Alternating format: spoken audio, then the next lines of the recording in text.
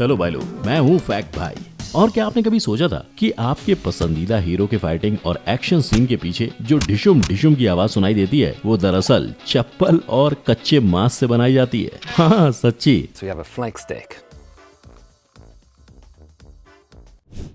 तो जैसे कि लेकिन ये तो कुछ भी नहीं, क्योंकि अगर मैं बोलूं कि एक घोड़े की चाल और नारियल में बहुत कुछ कॉमन है तो क्या आप मेरी इस बात पर विश्वास करोगे? आप करो ना करो, फिल्म के बड़े पर्दे के पीछे के लोग तो करते हैं। लेकिन इससे पहले कि मैं आपको इसका राज बताऊं, एक बात बताओ, अगर आपको कोई बोल दे कि बारिश की आवाज को रिकॉर्ड करना है तो आप सबसे पहले क्या रिकॉर्ड करोगे? असली बारिश या नलके से बह रहे पानी को? राइट। अब अगर आपने ये दो बातें सोची तो आप पूरे के पूरे गलत हो, क्योंकि मूवीज में बारिश की आवाज रिकॉर्ड करने के लिए नमक और शक्कर का इस्तेमाल किया जाता है। लेकिन कैसे? वेल, ऐसे ही आवाजों के पीछे का सच हम जानेंगे in our today's video title, how sounds are made in Bollywood movies. Number 1, घोड़े जैसी चाल। एक बात बताओ, जब भी आप ये आवाज सुनते हो तब आपका दिमाग ऑटोमेटिकली घोड़े पर चला जाता है ना? लेकिन अगर मैं कहूँ कि आपका दिमाग बहुत गलत दिशा में दौड़ रहा है, क्योंकि असल में ये तो नारियल के छिलके की आवाज है। जी हाँ, और ये सीन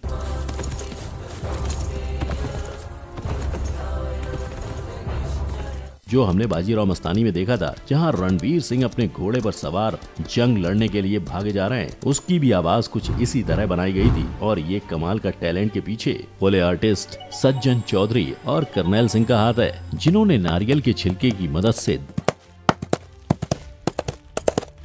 इस दमदार सीन को और दमदार बना दिया। लेकिन सिर्फ नारियल से काम नहीं ना बन पाएगा, क्योंकि जैसा कि आप देख सकते हो, वो घोड़ा कोई कंक्रीट की सड़क पर तो टहल नहीं रहा है, बल्कि वो तो जंग के मैदान पे दौड़ता हुआ दिखाई दे रहा है। इसलिए इस आवाज की हूबहू नकल करने के लिए इन्होंने बड़ी चालाकी से मिट्टी पर पड़ रहे घोड़े के कदम की नकल नमक से की थी। मड होना चाहिए यहाँ पर, तो हम लोग मड का फील देने के लिए सॉल्ट का इस्तेमाल करते हैं। वैसे यहाँ आपको जानकर हैरानी होगी कि ये नारियल और घोड़े की चाल का कनेक्शन सबसे पहले 1975 की picture Monty Python and the Holy Grail से ली गई थी, जिसका इस्तेमाल आज भी किया जाता है। पर मुझे बताएं, आपके दिमाग में क्या सवाल आ रहा होगा कि ये फोले आर्टिस्ट क्या होते हैं? हाँ, तो ये फोले आर्टिस्ट वो लोग होते हैं जो फिल्म में चल रहे सीन के पीछे सारे एक्स्ट्रा आवाज, जैसे कोई ताली बजा रहा है या जोर से सांस ले रहा है या जानवर की आवाज, ऐसी आवाजों को और भी अच्छी तरह से बताने के लिए अपने आजू बाजू से मिलने वाली वेस्ट चीजों से रियलिस्टिक आवाज बनाते हैं।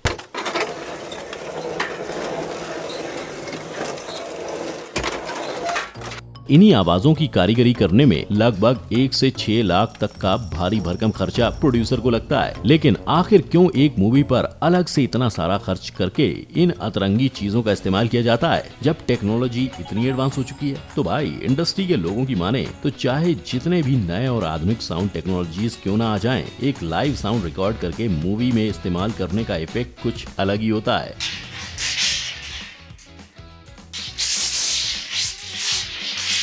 जो कोई भी आर्टिफिशियली मेड साउंड से नहीं हासिल हो सकता है। और आप मानोगे नहीं, ये जो टेक्निक की हम बात कर रहे हैं वो दरअसल 1920 से चली आ रही है, जिसको शुरू करने का श्रेय जाता है जैक फोले को, जिन्होंने इसकी शुरुआत की थी साइलेंट एरा के जमाने में, जब मूवीज में कोई डायलॉग नहीं हुआ करते थे। पूरी मूवी सिर्फ एक्टिंग, इमोशंस और साउंड इफेक्ट्स पे ही चलती थी। जैसे कि चार्ली चैपलिन की कोई भी मूवी देख लो, और वो अपने आजू बाजू की चीजों से मूवीज में ये रियलिटी के इफेक्ट्स लाते थे। इनका इम्पैक्ट इतना ज्यादा था कि आज इन्हीं आर्टिस्ट को फोले आर्टिस्ट भी बुलाया जाता है। नंबर 2, कदम कदम बढ़ाए जा।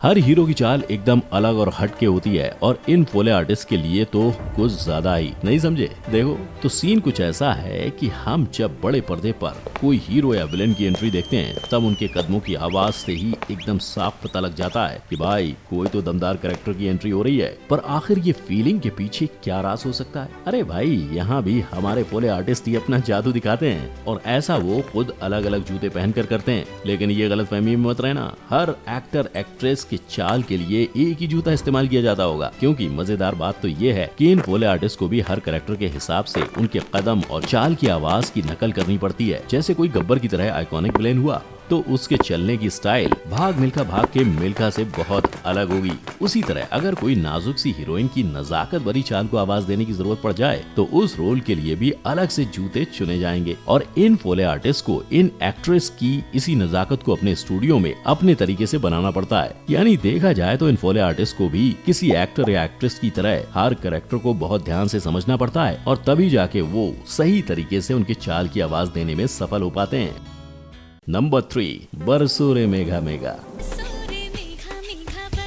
फिल्मों में बारिश की आवाज सुन के कितना सुकून मिलता है ना? लेकिन ये कोजी और कंफर्ट वाली फीलिंग बस बड़े पर्दे पर दिखती है, क्योंकि पर्दे के पीछे की कहानी तो बहुत ही अलग है। क्योंकि आप मानोगे नहीं, हम फिल्मों में जिस बारिश के सीन को देख के और उसकी हल्की हल्की आवाज को सुन के इतने बह जाते हैं, उसे रिकॉर्ड करने के लिए कोई बारिश में खड़ा नहीं हो जाता, बल्कि जैसे कि मैंने कुछ देर पहले कहा था, फोले आर्टिस्ट बारिश की आवाज हूबहू निकालने के लिए नमक और शक्कर का इस्तेमाल करते हैं।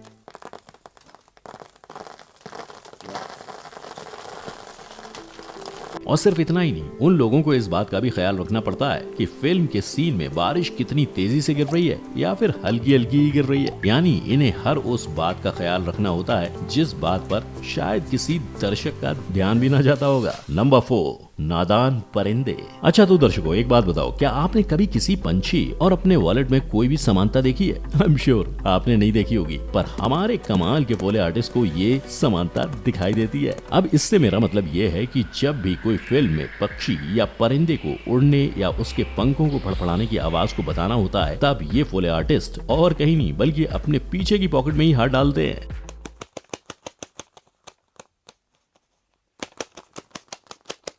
वैसे आप तो जानते ही होंगे कि बॉलीवुड और पक्षियों का अपना अलग ही कनेक्शन है, क्योंकि लगभग हर बॉलीवुड फिल्म में एक आधा पक्षियों का सीन तो जरूर होता ही है। लेकिन अब एक पक्षी के पंखों के लिए वॉलेट तो चल जाएगा, पर तब क्या जब सीन में ढेर सारे पक्षी एक साथ उड़ते हुए दिखाई देंगे? फिकर नॉट, क्योंकि फोले आर्टिस्ट के पास हर सवाल का सॉल्यूशन है। क्योंकि पक्षियों के झुंड के लिए ये लोग अक्सर हाथ में पहने जाने वाले ग्लव्स का इस्तेमाल करते हैं। यानी एक मामूली से पक्षी की आवाज की नकल करने के लिए इन फोले आर्टिस्ट को बहुत सी बातों का ध्यान रखना पड़ता है। Number 5, action packed scene. वैसे आपने भी रोहित शेट्टी की फिल्मों में एक्शन सीन्स तो देखे ही होंगे, कैसे मस्त गाड़ी, आदमी, ट्रॉली सब एकदम उड़ा कर जमीन पर पटके जाते हैं। लेकिन क्या आपने कभी इन एक्शन सीन्स जिसमें सच्ची में हीरो या कोई भी आर्टिस्ट मारा नहीं जा रहा है, उसमें ये डिशुम डिशुम की आवाज कैसे आती है? भाई मैं तो बोलूंगा आपको ये जान के हैरानी होगी कि ये सीन में जो हड्डियों के तोड़ने मरोड़ने की आवाज आती है ना, वो दरअसल सब्जियों से निकाली जाती है।